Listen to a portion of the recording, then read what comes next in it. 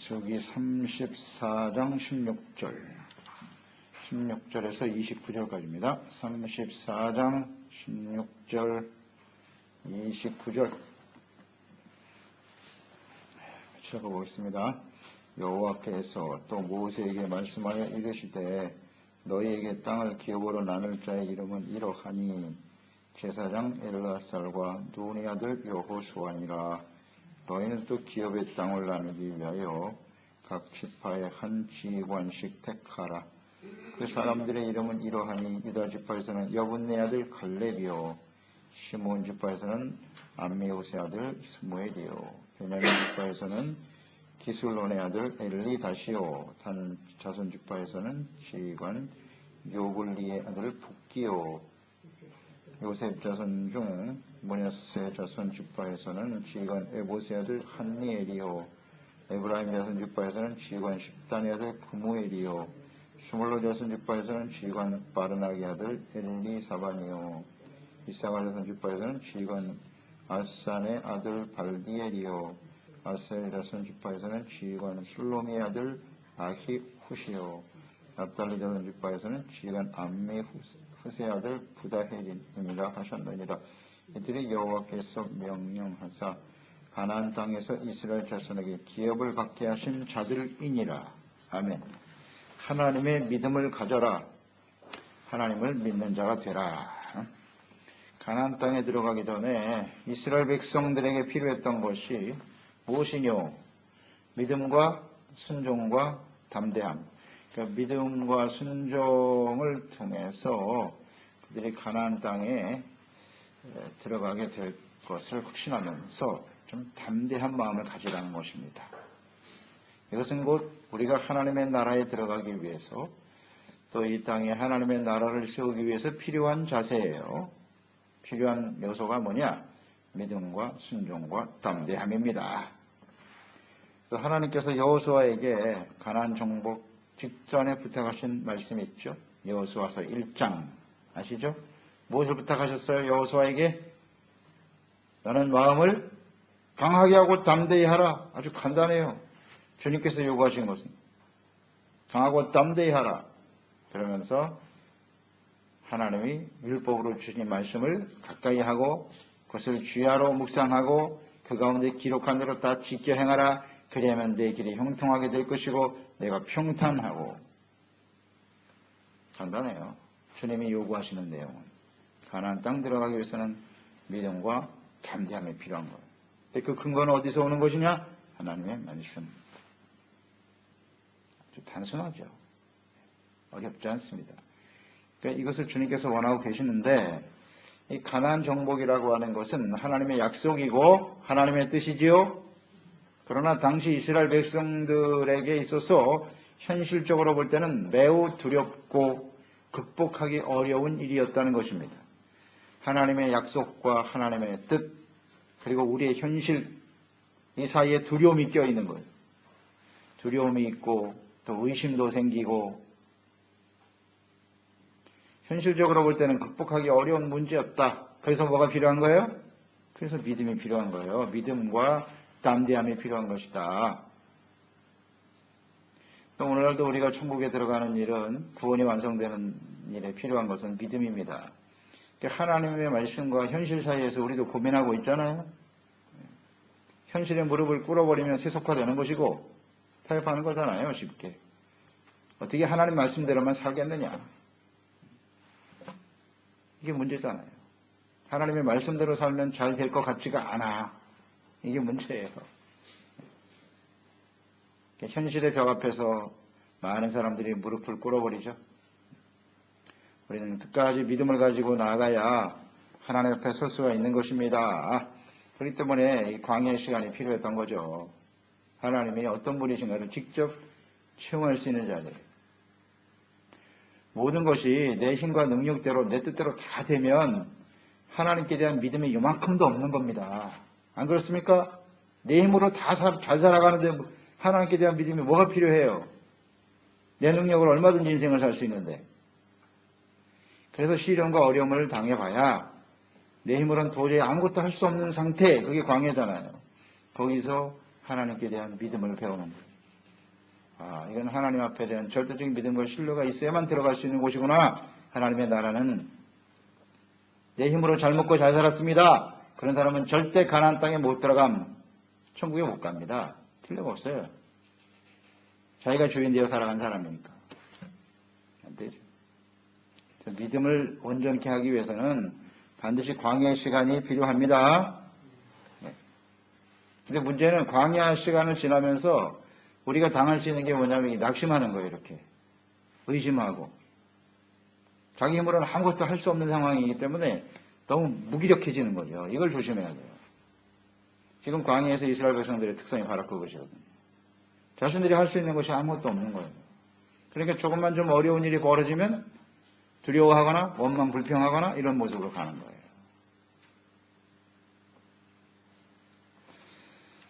그래서 주님께서 요구하시는 것은 믿음과 담대함이라는 걸 잊지 말아야 돼요.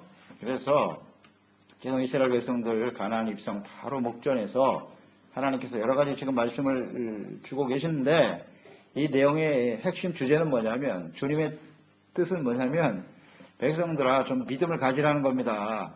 너무 오랜 40년 동안 광야 생활하면서 너무 허약해져 있어요. 자신감도 떨어져 있고 이것을 하나님께서 우려하시는 거죠. 그래서 34장에도 그 내용이 먼저 가나안 땅에 들어가서 그들이 기업으로 받게 될 그 땅의 경계를 구체적으로 그리셨잖아요. 동서남북 경계는 여기까지야. 그래서 그림으로 아주 정확하게 그려주셨어요. 믿음을 갖게 하시는 거잖아요. 너희가 들어가서 얻을 땅이 이렇다. 좀 바라보고 믿고 가기를 바란다.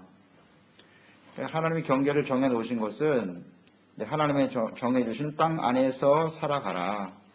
하나님의 다스림을 받는 하나님의 나라를 소망하고 바라보라는 거죠. 바라보는 게 믿음이잖아요. 소망이 믿음이에요. 소망과 믿음은 같은 말입니다. 같은 말이에요. 소망이 있는 사람, 믿음의 사람이에요. 믿음이 있는 사람, 소망이 있어요. 바라보는 게 아무것도 없다. 그럼 믿음이 없는 거예요.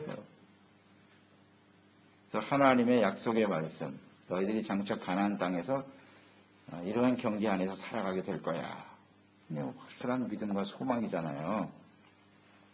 이런 강력한 가나안 족속들을 물리치고 승리하게 될 것이라고 하는 하나님의 약속과 뜻을 알고 믿음을 가지라는 것이죠.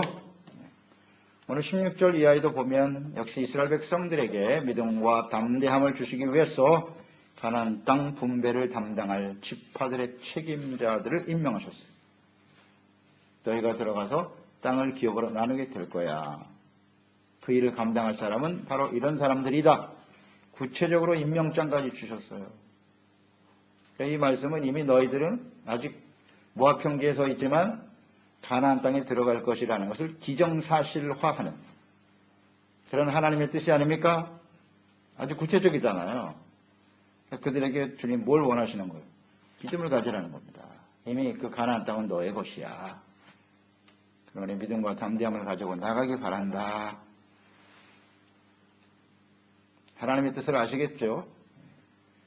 이런 믿음, 소망을 바라보고 구체적인 하나님의 말씀들을 통해서 이런 좀 확실한 하나님의 나라에 대한 확실한 믿음, 확신을 오늘 가지고 주님을 따르는 사람들이 되어야 하겠습니다.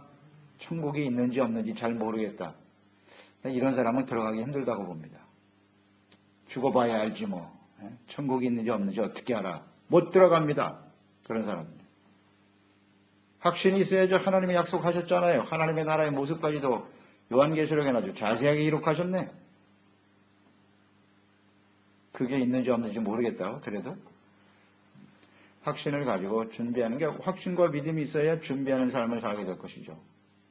믿음의 소중함을 알게 될 것이고. 늘 말씀드리지만 우리 그리스도인들은 막연하게 사는 인생이 아니에요. 죽어봐야 알지. 그게 아닙니다. 이렇게 확실하잖아요. 그림이 아주 분명하고 구체적이고 이런 믿음을 가지고 담대함으로 나가는 사람들이 되어야 하겠습니다. 천국까지 가는 삶의 여정이 이렇게 만만치가 않습니다. 여러분. 그냥 꽃길이 아니에요. 먹고 마시고 놀기면서 즐기면서 가는 길이 아니라니까요. 그래서 믿음이 필요한 거지 뭐. 담대함이 필요한 것이고요. 17절 이하에 보면 17절에 땅을 기업으로 나눌 사람 대표자를 세우셨어요. 두 사람을 세우셨네요. 하나는 제사장 엘르아살, 또 한 사람은 눈의 아들 여호수아. 두 사람이 전체 책임자예요. 지도자입니다. 이제 모세는 거기 없네요. 모세는 하나님 못 들어간다고 하셨어요. 여호수아가 대를 이어 들어가게 될 것이고, 왜 하필이면 이 두 사람을 세우셨을까? 자, 이제 가나안 땅에 들어가서 가나안 정복 전쟁을 치르고 그곳에 이제 하나님의 나라가 세워질 거예요. 이스라엘. 그 이스라엘을 이끌어가는 삶의 두 중심이 있다는 거예요. 하나는 제사장이요, 하나는 여호수아. 왕이죠. 뭐 왕으로 봐야죠. 물론 왕은 하나님이세요. 하나님이시지만 이 제사장과 여호수아가 중보자죠. 중보자. 하나님을 대신하여 하나님과 백성 사이에서 하나님의 뜻을 전달하고, 제사장은 또 하나님의 백성들을 죄로부터 거룩하게 만드는 거죠. 회개하고 거룩함과 의롭다함을 얻어 하나님과 함께하며 하나님의 인도하심을 따라 하나님의 다스림을 받으며 살아가는 나라가 세워져야 한다는 거죠. 가나안 땅. 매우 중요한 말씀입니다. 우리가 예수 믿고 구원받은 하나님의 자녀들의 삶, 그것이 가나안 땅에서의 삶이겠죠. 천국에 들어가는 여정의 삶일 텐데 그것의 삶의 중요한 두 중심이 있다. 이게 바로 엘라살과 여호수아에 나타난 하나님의 뜻이에요. 제사장이 필요합니다. 우리에게는 중보자. 그러니까 하나님께 예배하고 하나님을 섬기는 것이 삶의 중심이 되어야 됩니다. 잊지 말아야 돼요. 예배가 없는 우리의 삶은 존재 불가능. 내가 모세오경 배우면서 깨닫는 바죠. 교회와 성전과 예배가 없는, 제사가 없는 하나님의 백성은 결단코 천국에 못 들어감, 가나안 땅에 못 갑니다. 죄를 가지고는 하나님 앞에 설 수 없거든요. 그래서 예배가 중심이 되어야 된다. 아멘. 그리고 하나님의 말씀 앞에서 하나님의 다스림을 받는 그런 삶이 매우 중요하다. 그러니까 하나님이 다스리시는 하나님의 나라가 되어야 하는 거예요. 거룩한 백성으로서 하나님의 다스림을 받는 삶이 되도록 하라. 여호수아는 이제 모세의 후계자죠. 그래서 백성들을 치리하고 인도하는 역할을 하게 된다. 그래서 이스라엘의 지도자는 이 엘라살과 여호수아가 지도자인데, 그 지도자는 하나님의 나라를 바르게 세우기 위한 중보자이다. 이것을 잊지 마라.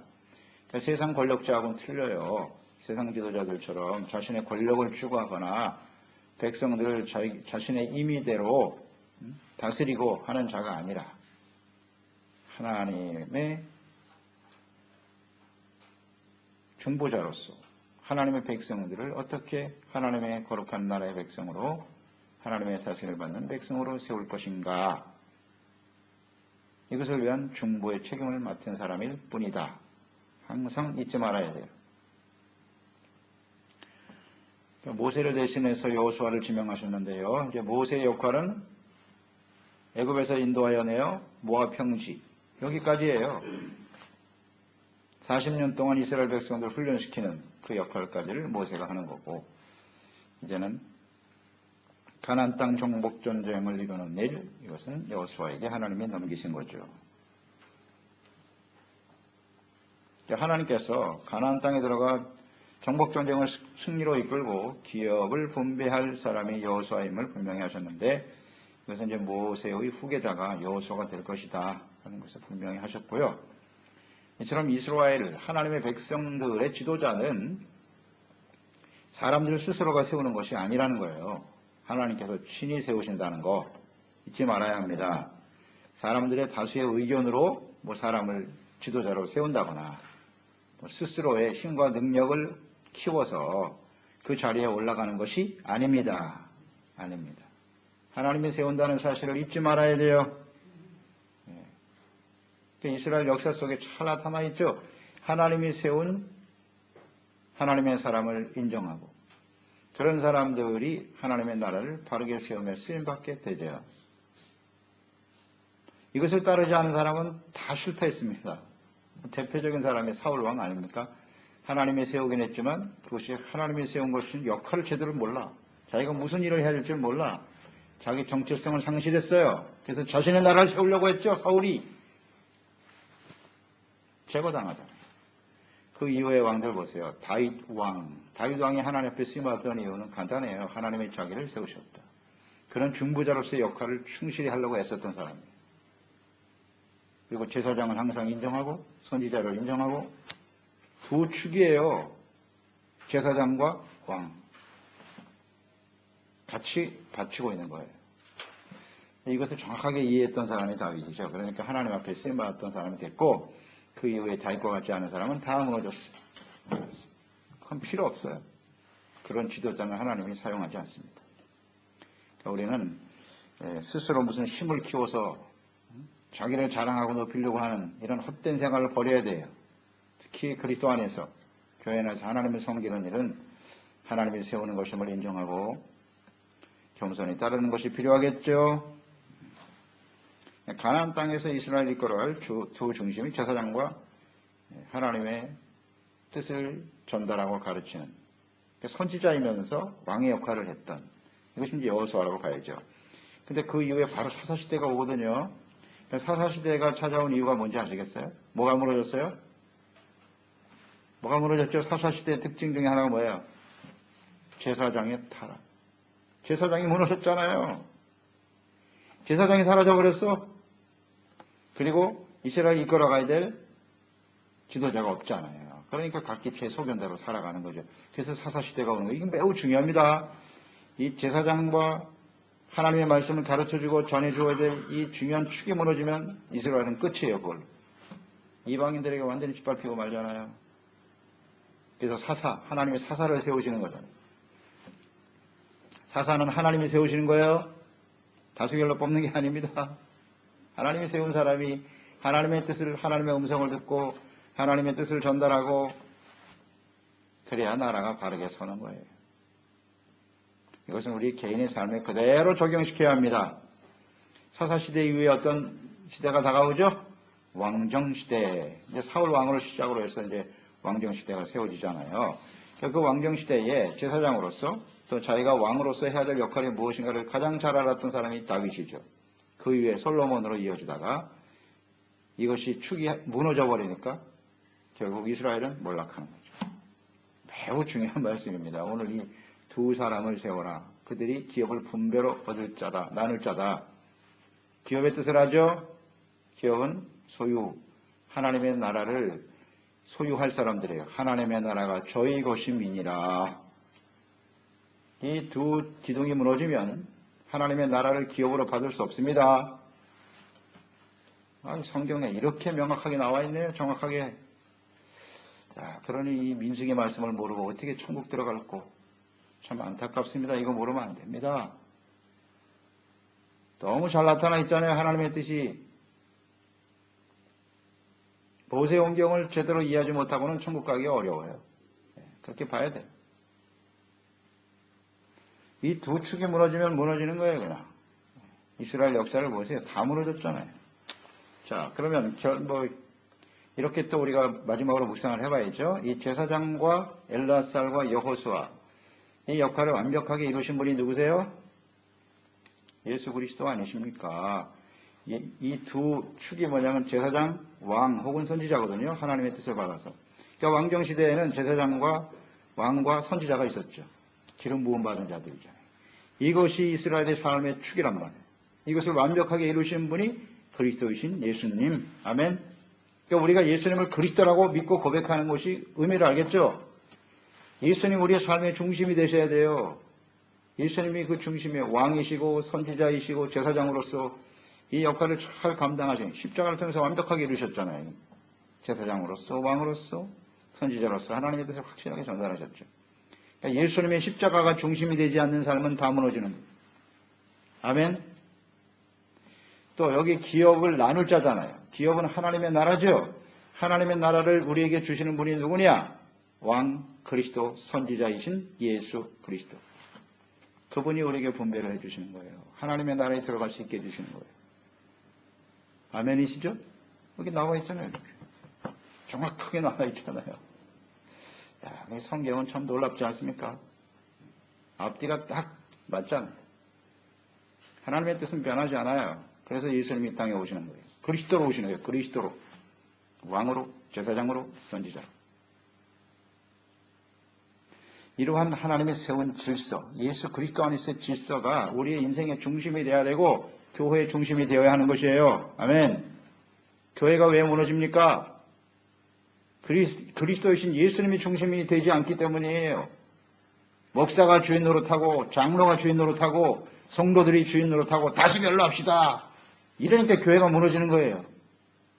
하나님의 뜻이, 하나님의 말씀이 예수님이 중심이 되는 그런 교회가 돼야지. 다 무너지는 거예요. 이건 뭐 변함없는 하나님의 뜻이에요. 변함없는 하나님의 뜻. 그리스도 예수 안에서. 사람들의 힘으로 세워지는 게 교회가 아니에요. 하나님의 나라가 아니고 지도자가 아닙니다. 오늘 가장 심각한 문제는 목사들의 타락이죠. 뭐 제사장 타락이에요. 아무나 세우는 거야. 그냥 아무나. 자기가 하고 싶으면 다 하죠. 하나님이 택하고 세운 사람들을 철저한 훈련과 검증을 통해서 세워야 되지. 아무나 반이야. 신학교 가지고 장사하고 있고. 참 심각한 문제죠. 그러니까 교회가 이렇게 다 무너지는 겁니다. 뭐 역사에 다 나와 있는 거예요. 하나님의 말씀대로 그냥 하는 겁니다. 만세가 될수록 더 심화되겠죠. 하나님이 세우시는 겁니다. 중보자라는 걸 잊지 말아요. 그 다음 18절 29절의 내용들을 보면 각 지파의 지휘관들이 임명이 나오죠. 기업을 나눌 사람들을 각 지파별로 한 사람씩 세웠어요. 여기 이름을 쭉 기록하고 있네요. 이걸 구체적으로 이름을 기록할 필요가 있었을까? 필요가 있으니까 적게 하셨겠죠? 왜 이렇게 구체적으로 이름을 적게 하셨을까요? 지파별로 동등한 자격을 가지고 분배에 임하게 된다. 그런 뜻이기도 하고요. 이런 구체적인 기록은 이것이 바로 역사적 사실이다. 역사적 사실이라는 거예요. 그냥 이야기가 아니고 실제로 있었던 사실이에요. 역사잖아요. 이것을 우리에게 분명히 보여주는 것이고요.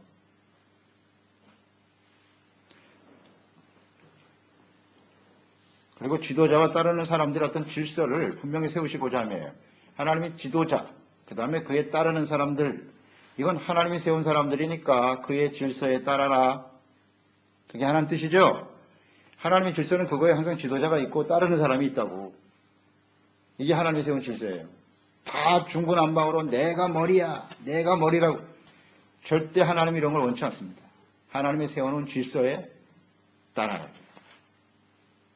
그래서 하나님이 임명하시는 거예요. 이런 사람들이 지휘자야. 하나님이 세운 일꾼들이니까 너희는 그것을 믿고 따르기 바란다. 교회는 그렇게 세워지는 거예요. 하나님의 나라는. 이건 아주 분명하죠. 그런데 문제는 하나님의 뜻을 따르라는 것인데 뭐 어떤 사람을 세우느냐 하는 것이 중요하겠죠. 그래서 저는 사람들의 이름, 여기 나와 있는 이름들을 쭉 한번 살펴봤어요. 이름을 세우셨을 때는 다 뜻이 있었을 것이다. 여러분 쭉 보시면 특징 중에 하나가 뭐죠? 그 이름들을 쭉 나올 때 보면 특징이 뭐예요?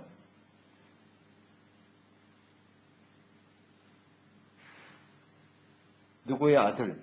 우리가 항상 묵상되는 바잖아요. 그렇죠? 아버지 이름이 꼭 나와. 누구의 아들 누구, 누구의 아들 누구 이렇게 돼 있죠? 22절 단지파에서는 지휘관 요글리의 아들 북기, 또 므낫세 지파에서는 지휘관 에봇의 아들 한니엘. 누구의 아들? 그러니까 아버지와 아들이 믿음이 좋아. 둘 다. 이 믿음을 제대로 계승한 자녀들이에요. 아버지는 지휘관이고 그 지휘관의 아들이기 때문에 뭔가를 계승하는 게 아니라 그만큼 그 아들들이 아버지의 뜻에 순종하여 혹은 부모가 자녀들을 잘 양육하고 훈련된 그런 가정에서 나온 사람들이 지휘관이 되는 거예요. 그렇죠? 그 특징이잖아요. 다 그렇잖아요. 누구의 아들? 아버지가 믿음이 좋아. 그러니까 자식들도 바르게 믿음 안에서 성장했다는 거예요. 그런 사람들이 이 시대에 쓰임받게 되는 거죠. 그러니까 우리는 부모로서 책임을 생각해야 되는 거죠. 우리는 부모로서 우리 자녀들이 정말 이 시대에 지도자로 훌륭하게 쓰임받기를 원하십니까? 다 아멘이시죠? 다 잘 되길 바라죠, 세상에서. 그러면 어떻게 해야 돼요? 내가, 부모가 하나님 앞에 바르게 서 있는 사람이 돼야 되겠죠? 그런 사람들이에요, 전부. 전부 그런 사람들이라고. 그러면 부모만 잘 믿으면 자녀들은 무조건 다 잘 되냐? 그렇지 않아요. 자녀들의 이름을 제가 쭉 살펴봤어요. 이름을 보니까 갈렙, 이거 의심할 여지가 없는 사람이죠. 유다지파 갈렙은 40년이 지났는데, 갈렙의 특성은 뭐냐면 40년이 지났는데 40년 전이나 40년 후나 믿음이 변함이 없어. 대단해요, 대단해. 이 갈렙은. 갈렙은 누구의 아들이 아니라 갈렙 스스로. 왜냐하면 갈렙과 여호수아는 살아남았잖아요. 나머지는 다 죽고. 이런 믿음의 사람이 하나님께 쓰임받는 거예요. 40년이 지나도 변함없는 믿음을 가진 사람. 아주 기뻐하시죠. 그 다음 갈렙의 뜻은 뭐냐면 정복자예요. 정복자. 그러니까 여호수아와 함께 이스라엘을 정복하는데 정말 필수적으로 필요한 사람이 갈렙이에요. 이름을 잘 지어야 된다니까 이름을. 갈렙이에요. 그 다음에 시몬 지파는 스무엘이거든요. 스무엘은 뜻이 뭐냐면 하나님께서 들으셨다. 그런 뜻이고요. 베냐민 지파에는 엘리닷이라 그랬는데 엘리닷은 하나님이 사랑하셨다. 다 하나님이에요. 다니는 북기라 그랬죠. 하나님께 인정받는 자. 이런 뜻이에요. 므낫세 지파는 한니엘이거든요. 이것은 하나님의 은혜. 에브라임, 이것은 그무엘인데 하나님이 기르신 자. 스불론 지파는 엘리사반, 하나님이 보호하는 자. 이사갈 지파는 발디엘, 하나님은 나의 구원이시다. 아셀 지파의 아히훗, 연합하는 친구. 납달리의 부다헬, 하나님께서 구하셨다. 보세요. 이 이름의 뜻을 보면 그 부모의 모습이 보이죠? 그 자식들의 이름은 부모의 믿음이에요. 똑같아요. 부모가 자식들에게 어떤 이름을 지어줄고 그 이름 질 때 여러분 어떤 생각하세요? 이름을 갖다 잘못되라고 짓는 사람 아무도 없을걸. 그 이름의 뜻에 보면 뭔가 크게 되고 이런 게 다 들어있다고. 그 아이의 미래가 그 아이의 이름이에요. 맞습니까? 맞죠? 함부로 짓나? 그 아이의 미래가 이렇게 됐으면 좋겠다라고 하는 희망을 심는 거예요. 거기다 이름 속에. 그러니까 보니까 이런 믿음, 이런 이름을 지은 아버지의 믿음은 좋다고 봐야죠, 당연히. 그러니까 아버지가 믿음이 좋고 자녀들은 어렸을 때부터 그 이름을 부르면서 듣는 거예요. 너의 이름의 뜻은 뭐냐면 하나님이 너의 기도를 들으시고 하나님이 너를 구원하셨고 하나님이 너를 사랑하시고 계속 그렇게 불러주니까 아이가 그렇게 크는 거예요. 그러니까 이름이 얼마나 중요한지. 그리고 또 하나님께서 많은 자식들이 있겠지만 그들 중에서 이 자식들이 그 이름에 맞는 삶을 살았다고 봐야죠. 그런 사람을 하나님이 쓰시는 거예요. 이름은 그 사람의 인격이니까요. 그래서 하나님께서는 이러한 사람들을 통해서 하나님의 나라를 기업으로 얻게 하시고 중요한 책임을 맡게 하십니다. 다시 말하면 하나님께서 쓰시는 사람들이에요. 자, 우리와 우리 자녀들이 어떤 인생을 살기를 원하십니까? 하나님의 나라를 바르게 세우는 데 쓰임받는 인생이 될 것인가? 세상과 함께 사라져버리는 인생이 될 것인가? 이건 우리의 마음과 생각에 달려있겠죠. 그래서 이 땅에 하나님의 나라를 세우고 영원한 하나님의 나라에 들어가는 일에 우리 세대와 우리 자녀들이 하나님 앞에 쓰임받는 믿음의 사람들이 되었으면 좋겠습니다. 기도하겠습니다. 하나님 아버지, 오늘도 주님의 말씀을 듣습니다. 가나안 땅 입성 직전에 하나님께서는 그들에게 담대한 믿음을 갖기를 원하셔서 구체적으로 경계도 보여주시고 또 그 땅에 들어가서 이스라엘 백성들이 기업을 분배하고 나눌 책임자까지 친히 임명하셨습니다. 이것은 가나안 땅에 들어가는 것은 기정사실이고 하나님의 약속은 반드시 성취된다라고 하는 믿음을 갖게 하려 하심이요. 또 하나님의 거룩한 백성으로서 제사장과 또 하나님의 다스림을 받는 거룩한 백성으로 세워져야 한다라고 하는 것을 깨우쳐 주기 위함이었습니다. 우리의 삶의 중심이 무엇인가, 잘 생각하게 하시고 오직 예수 그리스도의 십자가, 예수 그리스도가 우리의 삶의 중심이 되게 하시고 우리 자녀들이 이와 같은 온전한 믿음 안에서 성장해 갈 수 있도록, 그래서 이 시대에 우리와 우리 자녀들이 하나님의 나라와 영광을 위해 쓰임받는 복된 삶이 되게 하여 주시옵소서. 예수님의 이름으로 기도드리옵나이다. 아멘.